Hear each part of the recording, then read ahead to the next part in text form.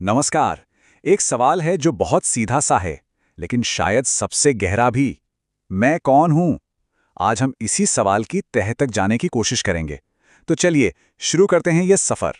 तो इस बड़ी खोज को थोड़ा आसान बनाने के लिए हमने इसे 5 हिस्सों में बांट दिया है। हम बात करेंगे मौलिक प्रश्न की, फिर देखेंगे कि महान अस्वीकृति क्या है, मन को समझेंगे, विचार के मार्ग पर चलेंगे और आखिर में जानेंगे कि आत्मा का स्वरूप कैसा है। तो सबसे पहले बात करते हैं उस मौलिक प्रश्न की। ये वो शुरुआती बिंदु है जहां से सारा ज्ञान, सारी समझ शुरू होती है। और वो सवाल है, मैं कौन हूं? सुनने में कितना आसान लगता है ना? पर सच तो ये है कि आत्मज्ञान का ताला खोलने की यही वो चाबी है।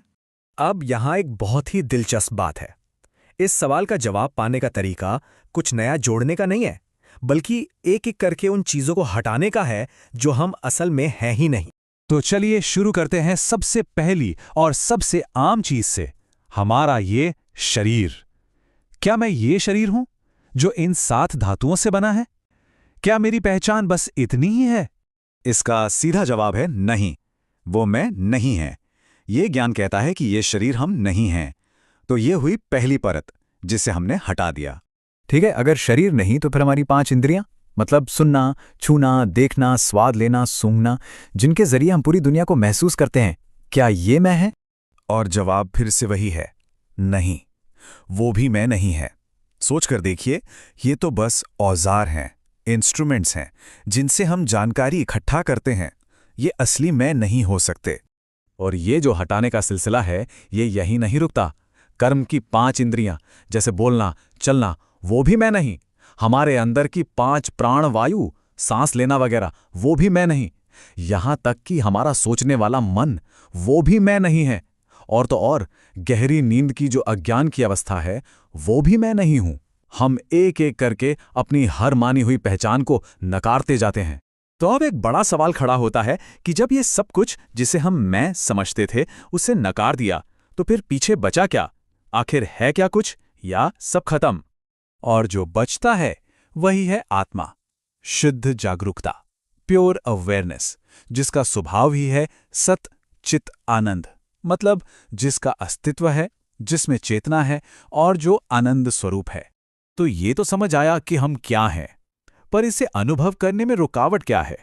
अब हम उसी रुकावट, उसी भ्रम के स्रोत की बात करेंगे, यानी मन को समझेंगे। इसे समझने के लिए रस्सी और सांप का उदाहरण एकदम सटीक बैठता है। देखिए, अंधेरे में पड़ी एक रस्सी को हम गलती से सांप समझ लेते हैं। ये जो दुनिया में दिखती है, ये उस सांप की तरह है, एक भ्रम। और जो असलियत है, यानी आत्मा, वो उस रस्सी की तरह है। जब तक हमें दुनिया सच लगती है, तब तक हमें आत्मा नहीं दिखती। और जिस पल आत्मा का एहसास हो जाता है, ये दुनिया का भ्रम अपने आप गायब हो जाता है। तो ये मन है क्या? असल में मन कोई ठोस चीज नहीं है। ये बस विचारों का एक बंडल है और कुछ नहीं। बिना विचारों के मन का कोई अस्तित्व ही नहीं है। और इन हजारों विचारों की जड़ में सिर्फ एक पहला विचार है, मैं का विचार, द आई थॉट। अच्छा, तो अगर मन ही विचारों का खेल है, तो इस खेल को रोकें कैसे? इसके लिए एक बहुत ही सीधी, एक डायरेक्ट विधि बताई गई है। ये अभ्यास बहुत सीधा है। देखिए, जैसे ही कोई विचार मन में उठता है, तुरंत पूछना है, ये विचार किसे उठा है? जवाब आएगा, मुझे। जैसे ही ये जवाब आए, बिना रुके अगला सवाल दागना है, मैं कौन हूं?